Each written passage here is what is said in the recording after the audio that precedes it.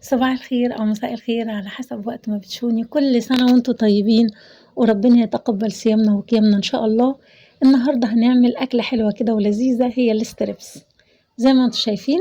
بصوا منظره حاجة كده عظمة، إن شاء الله يعجبكم، ولو عجبكم يا ريت تعملوا لايك وشير واشتراك في القناة، وما تنسوش تفعلوا الجرس. يلا بينا نشوف هنعمل الستريبس ازاي. شايفين بقى صدر الفرخة ده هنعمل منه أحلى سرفيس ستريبس. يلا نشوف هنعمله ازاي. اول حاجه لما نجيب صدر الفرخه ونغسله كويس جدا وننقعه بشويه خل وملح، وهنصفيه وهنبتدي نقطعه بالطول كده زي ما انتم شايفين صوابع.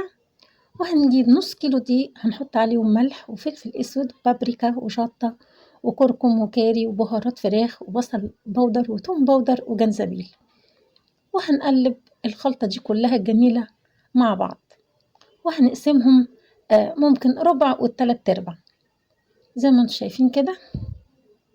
هنبتدي نحط على الجزء الكبير كوباية ونص مية أو على حسب كمية الدقيق اللي انتوا عاملينها، وهنحط معلقتين خل وهنقلبهم كويس جدا. السمك بتاعه ما يبقاش خفيف ولا تقيل، وسط كده وحلو زي ما انتم شايفين. هنقلبه كويس جدا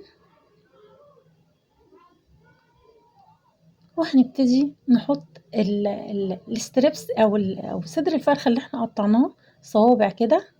هنحطها في الخلطة دي، ويستحسن لو قعدت طول الليل في التلاجة هتبقى أفضل.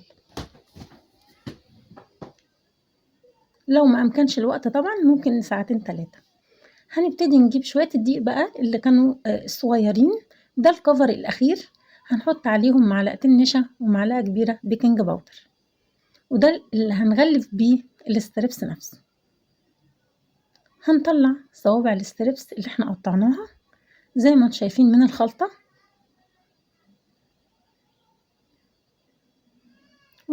وهنغلف الستريبس نفسه بالدقيق، ده يبقى الكفر الاخير بتاع صوابع صدر الفرخه اللي احنا مقطعينه زي ما انتم شايفين كده. هنغلفه كويس جدا، ولو عايزين السمك بتاعه بيبقى اتخن من كده هنرجعه تاني في قلب الخلطه ونرجع نحطه تاني في الدقيق. هنبتدي بقى نجيب الزيت بتاعنا يبقى ساخن قوي ونحط الستريبس فيه عشان نقليه.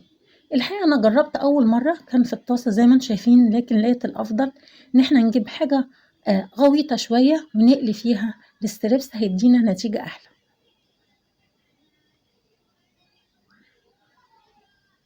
أي حاجة أنا بحمرها مش بطلعها على مناديل ورق، ولكن أنا دايما بحب أحطها في المصفى أفضل.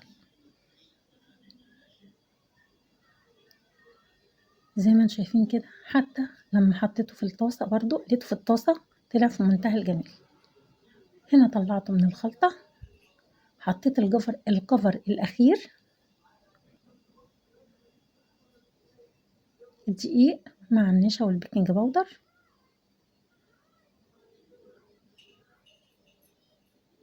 واللي عايز يحط بيض يا جماعة مفيش مشاكل، أنا ما بحبش البيض.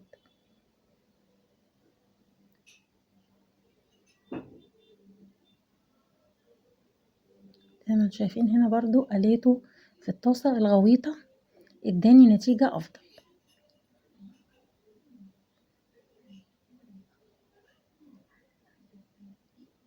بصوا بقى شكله